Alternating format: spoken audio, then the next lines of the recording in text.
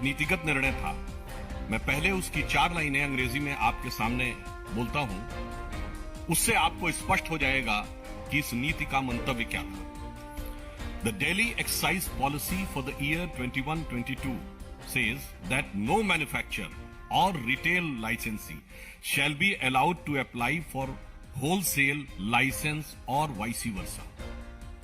If wholesaler and manufacturers / retailers are common entities, there is a possibility of formation of syndicate leading to overcharging, brand influencing and pushing by entry into arrangement with certain brands at the cost of the exclusion of others. Also, the L1 licensee cannot own any of the retail vends, ध्यान दीजिएगा, either directly or through any sister concern.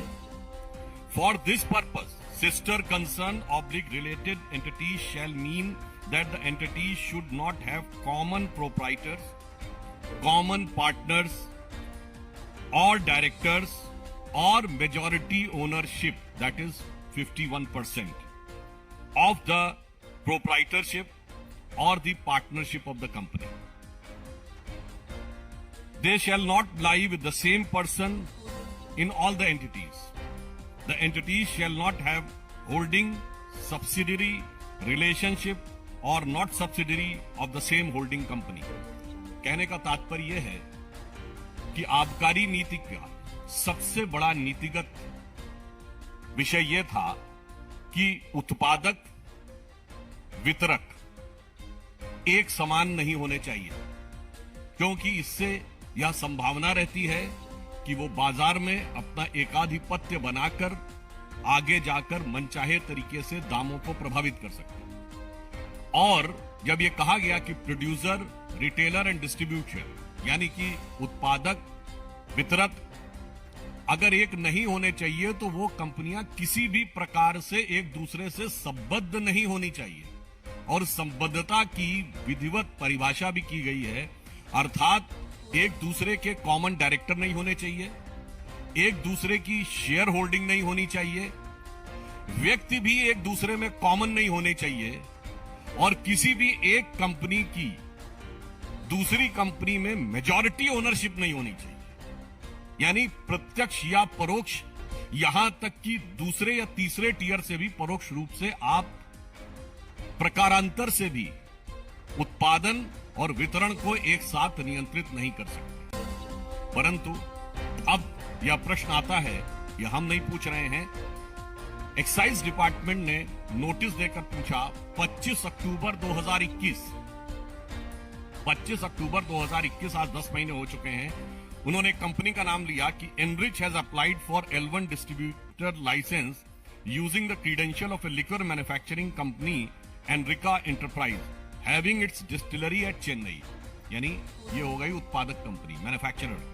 अब वो कह रहे हैं Enrich is also applied for L1 distribution licence despite being related to Magunta Agro and Pixie, which have won retail zone licensing for zone number 4, 23 and 22 with a malicious intent for forming a cartel.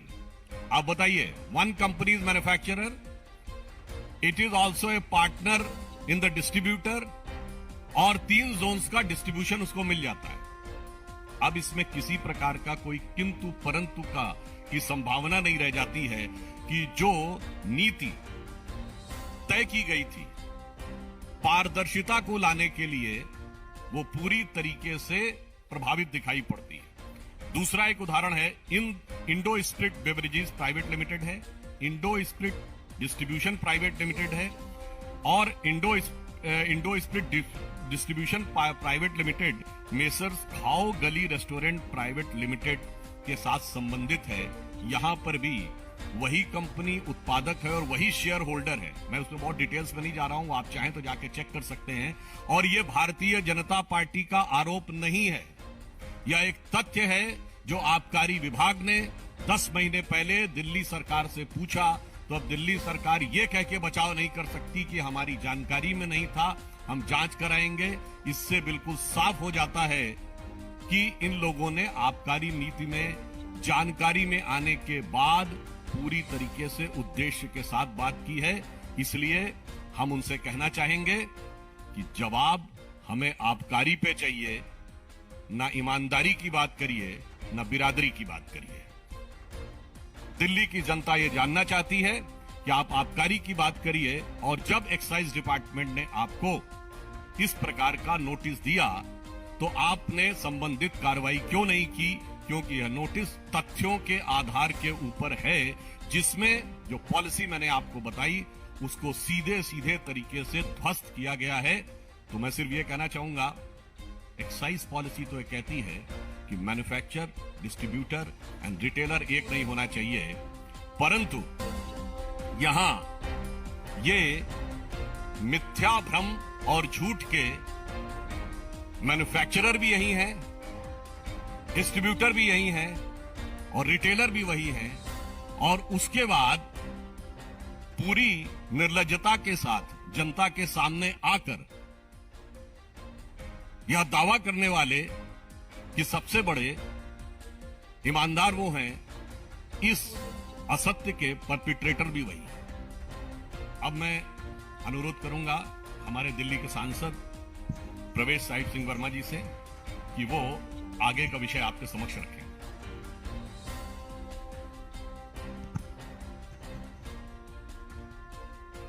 धन्यवाद सुधांशु जी। सभी मेरे पत्रकार मित्रों,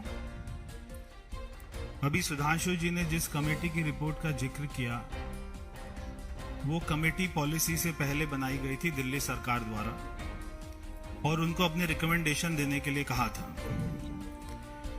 कुछ बातों की जानकारी सुधांशु जी ने दी है, कुछ बातों की जानकारी मैं देता हूं कमेटी के बारे में। कि कमेटी ने एक रिकमेंडेशन करी कि avoiding of mall practice like brand pushing, कि आप कोई प्रचार नहीं कर सकते कि शराब ज्यादा बिके, मगर आपने छूट दे दी कि एक पेटी के बदले में एक पेटी फ्री दीजिए। पूरे दिल्ली में नहीं, पूरे देश में ये प्रचार था कि दिल्ली में एक पेटी के साथ में एक पेटी फ्री मिल रही है, और दिल्ली से बाहर से लोग आकर दिल्ली से खरीद रहे थे। तो उस चीज का प्रचार ये अकॉर्डिंग टू कमेटी रिपोर्ट ये नहीं कर सकते थे।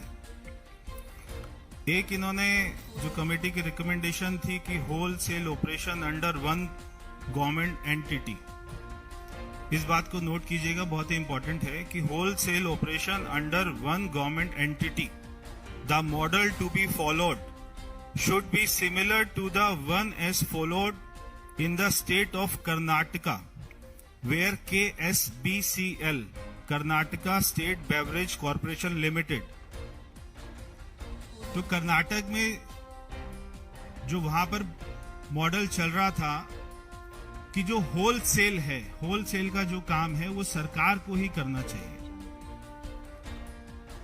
जो हम बार बार एक आरोप लगाते हैं जिसका आम आदमी पार्टी अभी तक कोई जवाब नहीं दे पाई, ना उनके पास में जवाब है, कि जो L1 का कमीशन इन्होंने, L1 मतलब है होलसेलर, L1 का कमीशन इन्होंने 2% से 12% क्यों किया, इसका कभी ये लोग जवाब नहीं देते।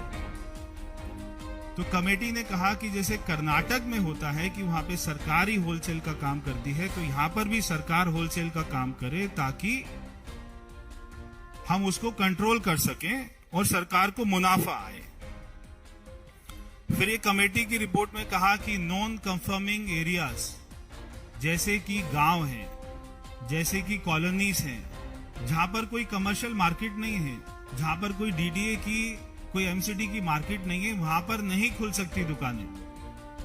मगर इन्होंने जब ऑक्शन किया जोन्स का, तो इन्होंने नॉन कंफर्मिंग एरिया को भी बेच दिया।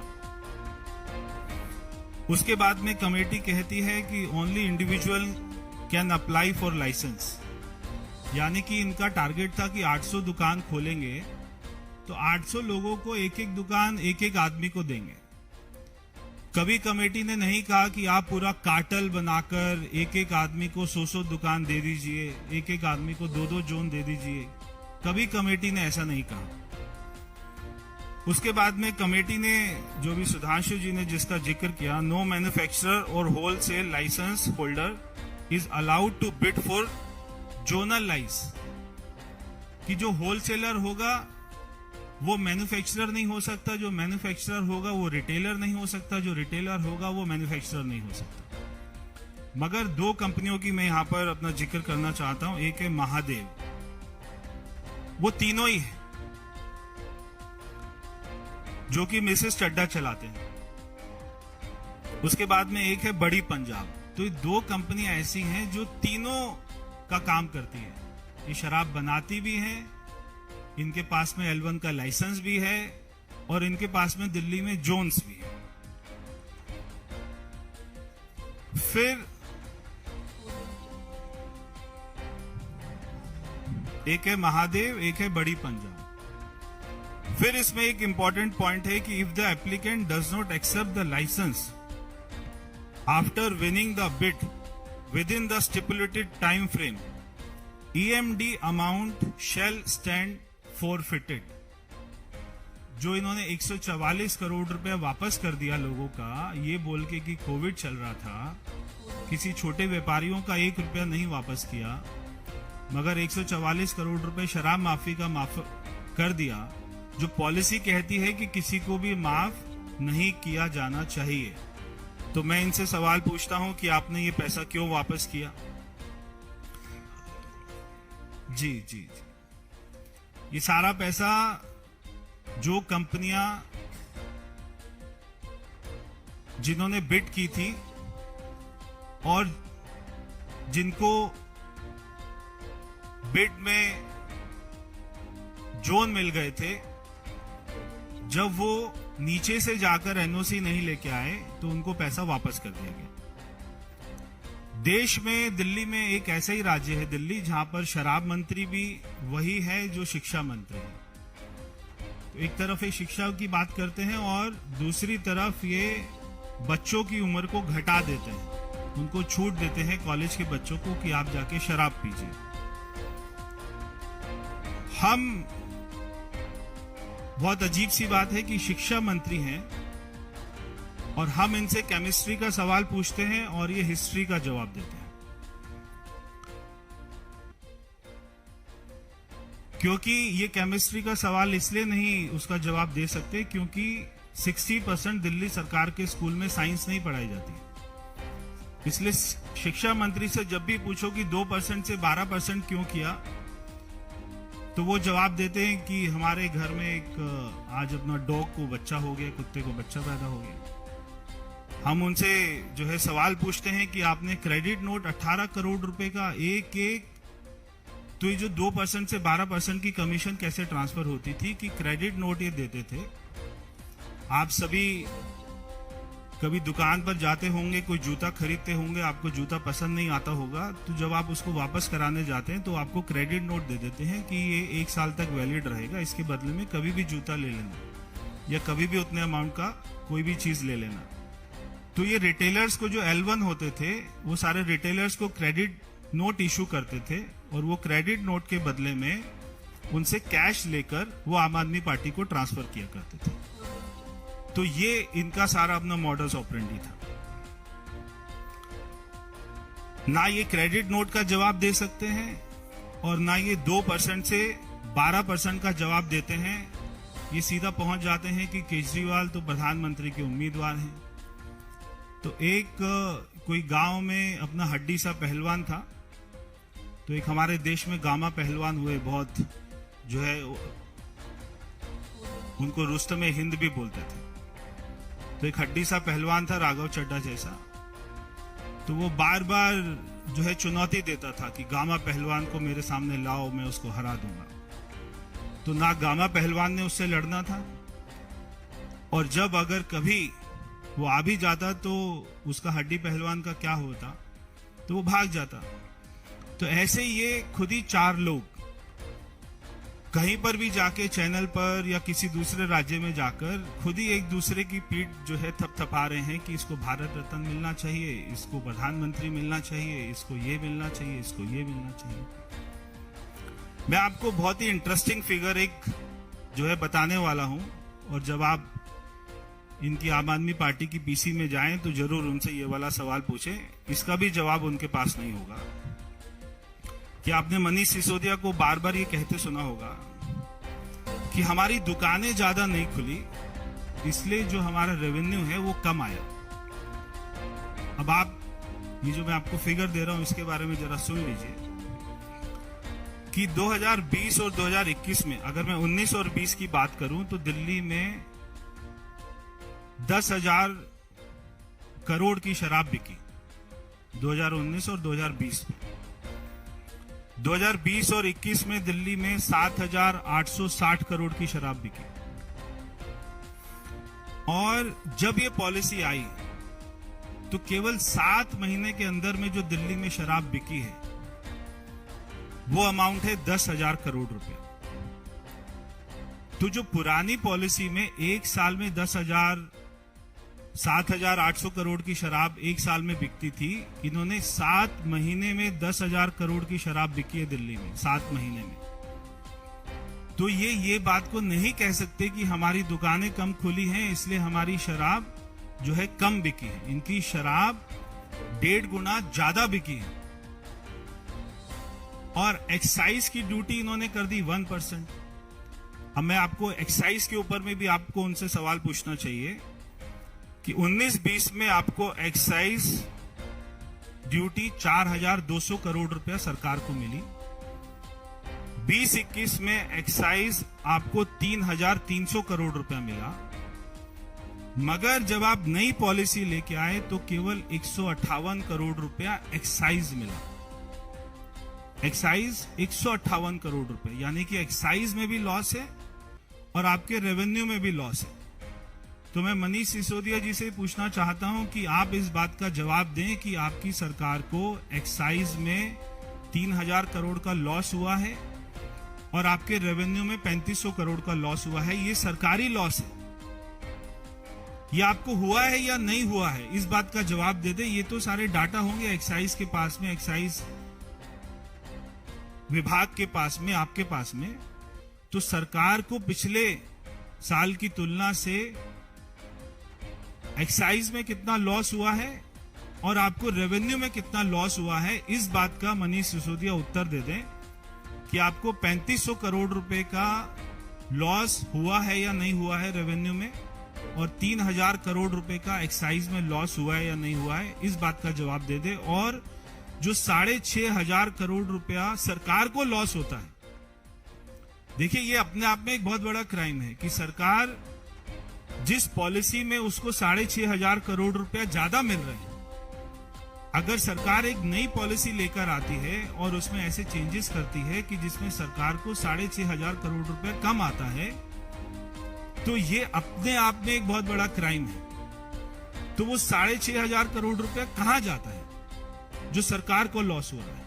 क्योंकि शराब तो ज्यादा बिक रही है, शराब कम नहीं बिक रही, मगर सरकार को जितना रेवेन्यू आना चाहिए था, जितना पैसा आना चाहिए था, वो नहीं आ रहा। तो वो पैसा कहां जा रहा है, इस बात का जवाब दे।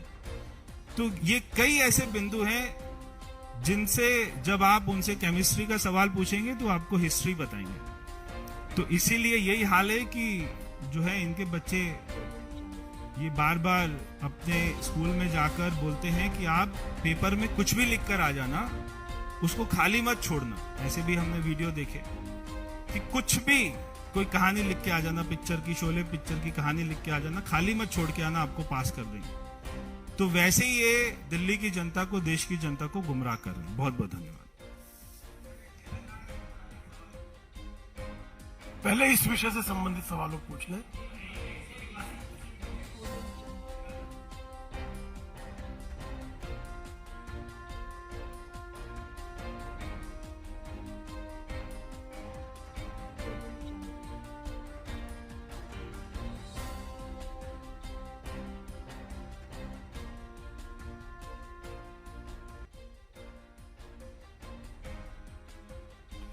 देखिए, इस विषय पे जांच एजेंसी करेगी, परंतु यदि उनका इस विषय से कोई लेना देना नहीं है तो हमारे प्रदेश अध्यक्ष संजय बंडी जी को उन्होंने गिरफ्तार क्यों किया? क्या एक सांसद भी हैं वो, उन्हें लोकतांत्रिक ढंग से अपने विषय के ऊपर प्रदर्शन करने या सत्याग्रह करने या किसी भी प्रकार के राजनीतिक प्रदर्शन करने का अधिकार नहीं है। तो ये कहीं ना कहीं दर्शाता है कि उनके मन में एक राजनीतिक पूर्वाग्रह है और जिस प्रकार के आरोप है उनके बारे में एजेंसीज सक्षम है ये तथ्य की गहराई तक पहुंचने के लिए।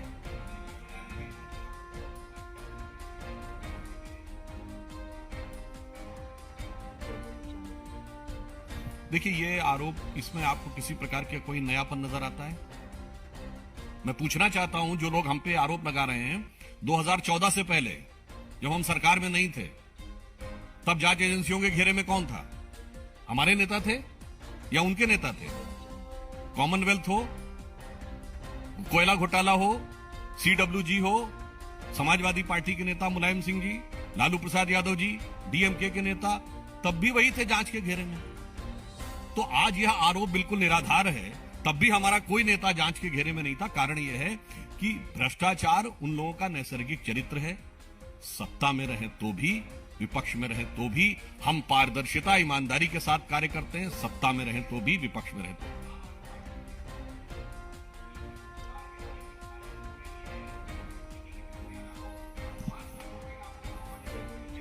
देखिए, मैं कहना चाहूंगा, आबकारी पे जवाब दीजिए, इधर उधर भागने का प्रयास मत करिए।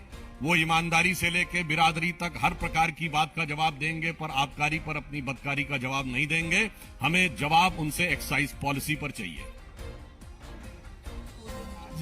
एक अपना वीडियो ट्वीट किया है, अगर आप उसको देखें, कि ये खुद ही अपने लोगों को पंजाब से बुलाकर बॉर्डर के पास खड़ा करा के उनको सिम कार्ड देकर और फोन करवाते थे और उसको वो बोलते थे कि हमको ऐसी ऑफर आ रही है। तो जरा आप जो उन्हीं का आम आदमी पार्टी का कार्यकर्ता था वही ये सारी बातें बता। वैसे तो उनका एक MLA खुद आरोप लगा चुका है कि 20 करोड़ रुपए टिकट के लिए मांगे जा रहे थे। हमारा आरोप नहीं है, उनकी पार्टी के सिटिंग MLA ने आरोप लगा, इसलिए, मगर हम उसमें नहीं जाना चाहते।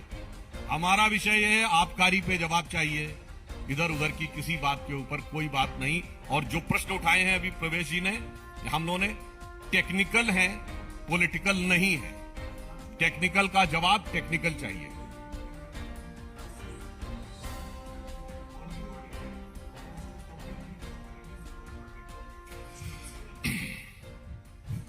दो 2014 का उल्लेख किए ना, ये बताइए वो उनकी कही कितनी बातों पे यकीन किया जा सकता है? मैं राजनीति में कभी नहीं आऊंगा, कट्टरता के साथ कहा था। सारी संसद चोर है, कट्टरता के साथ कहा था। कांग्रेस पार्टी का समर्थन नहीं लूंगा, कट्टरता के साथ कहा था। शीला दीक्षित जी को बेईमान, कट्टरता के साथ कहा था। 49 दिन के बाद कहा था गलती हो गई, कट्टरता के साथ कहा था। बंगला नहीं लूंगा, कट्टरता के साथ कहा था। सुरक्षा नहीं लूंगा, कट्टरता के साथ कहा था। तो एक कहावत है ना, कही न जाए का कही है। उनकी कही बातों के ऊपर क्या कहा जाए, इसलिए उनकी बात की विश्वसनीयता ही नहीं है कि उनकी बात का कोई तथ्यात्मक जवाब हो सके। धन्यवाद, बहुत बहुत धन्यवाद।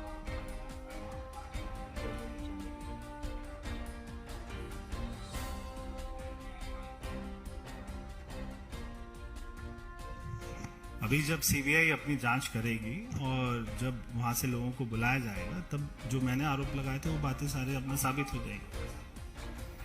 तो CBI बताएंगे।